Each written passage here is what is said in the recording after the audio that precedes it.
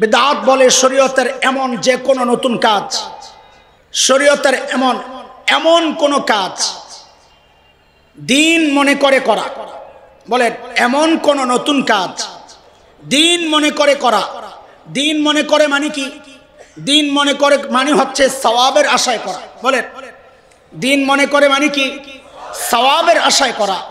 এমন কোন নতুন কাজ সওয়াবের আশায় করা, দিন মনে করে করা, যার প্রমাণ না কোরআনে আছে, যার প্রমাণ না সুন্নায় আছে, যার প্রমাণ না সাহাবীদের কথা কাজে আছে, যার প্রমাণ না আইম্মায়ে মুজতাহিদিনদের গবেষণায় আছে, এমন কোন নতুন কাজকে সওয়াবের আশায় করার নাম হচ্ছে বিদআত।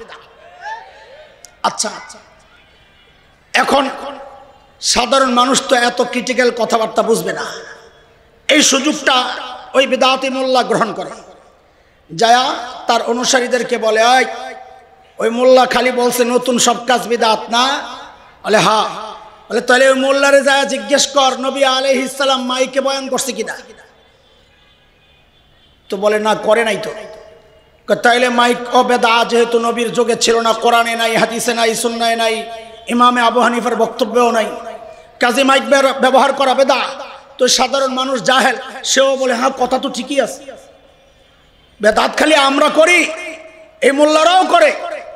ওই মোল্লাকে জিজ্ঞেস কর ফ্যান চালানো নবী আলাইহিস সালাম চালাইছে কিনা। না, চালায় নাই। তাহলে ফ্যান চালানো বিদআত। ওই মোল্লাকে জিজ্ঞেস কর বিমানে চইরা এয়ারপোর্ট থেকে হজে যাওয়া নবী আলাইহিস সালাম এটা করছেন কিনা। বলে না, করে নাই। তাহলে প্লেনে উঠাও বিদআত। তো সাধারণ মানুষ বলে হ্যাঁ কথা তো ঠিক। ওই দোস্ত, শুভঙ্করের ফাঁকি আসল জিনিস ছাইড়া দিছে। কেন? বিদআতের মূল বিষয় হচ্ছে দিন মনে করে করা, শরীয়ত আর সওয়াবের আশায় করা। কোন মোল্লা এই কথা বলে না মাইকে বয়ান করলে সওয়াব বেশি হবে। যদি কেউ বলে হ্যাঁ এটাও বিদআত। কোন মৌলবী বলে না ফ্যান ব্যবহার করলে বাতাসের সাথে সাথে জাহান্নামের আযাব বন্ধ হয়ে যাবে। বলে নাকি? বললে ওই বিদআতিরা বলে, ভণ্ডরা বলে। কই বলছে? তো শুনেন, এক মসজিদে গেছি নামাজ পড়তে, রাস্তায় তো পাশে একটা মাজার, মসজিদের পাশে মাজারওয়ালা মসজিদ আর কি, আমি কি আর জানি। তো যায়া দেখি মাজারের উপরে একটা ফ্যান চলতেছে। তো একটু শয়তানি জাগছে মনের মধ্যে, যে একটু শয়তানি করি।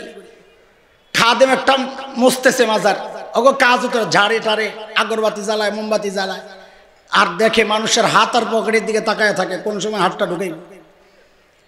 তা আমি যাই কই, হয় মিয়া তঙ্গ পীর সাহেবরে তোমরা জাহান্নামী কি জন্যে বলো? এমনি তো মোল্লা দেখতে পারে না, আবার ওর পীর সাহেবরে বলছি জাহান্নামী, তোর কেমন লাগতেছে বলেন? যেই বললাম তোমার পীর সাহেবরে তুমি জাহান্নামী কেন বলো, হয় মোল্লা আমি কই কুছি বলো নাই? না।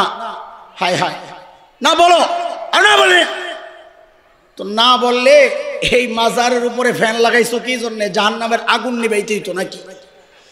যদি তোমার পীর সাহেব জান্নাতি হয়, তোমার এই বাতাসের দরকার আছে? তো এটা তো মনে করে ওরা যে বাতাস খাইলো সওয়াব, নাইলে মরা বেটার জন্য বাতাস লাগাইছে কি জন্যে?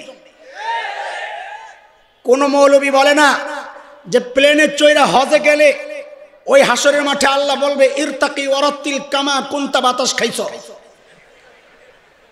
যে উপরের দিকে উঠতে থাকো, যত তুমি উঠতে পারো, যেমন উপরে উঠছে প্লেনে বাতাস খাইছো। এই কথা কোন মৌলবী বলে না যে প্লেনে উঠলে সওয়াব হবে। এইটাই হচ্ছে মূল পেশ। ওরা সাধারণ মানুষকে বিভ্রান্ত করে যে সব নতুন কথা, নতুন কাজই যদি বেদাত হয়, তো কত বেদাত মৌলবীরা করে। ও দোস্ত, মৌলবীরা নতুন কাজ যেগুলো করছে এগুলাকে বেদাত বলে না, শব্দ তিনটাকে গোলায় ফেলছে। আমার সাথে শব্দ তিনটা বলেন। এক নাম্বার বলেন শরীয়ত, দুই নাম্বার জরুরত, তিন বেদাত। বলেন আবার সাথে একসাথে, শরীয়ত, জরুরত, বেদাত। বেদাত হচ্ছে দিন মনে করে করার নাম, জরুরত হচ্ছে নতুন কাজ কথা কিন্তু দিন মনে করে না করা, শরীয়ত হচ্ছে দিন মনে করে করা যার প্রমাণ আছে। কয় জিনিস হইল?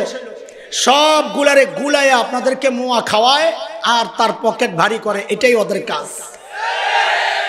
এই হচ্ছে বেদাতের মোটামুটি একটা পরিচয় আমি আপনাদের সামনে পেশ করলাম।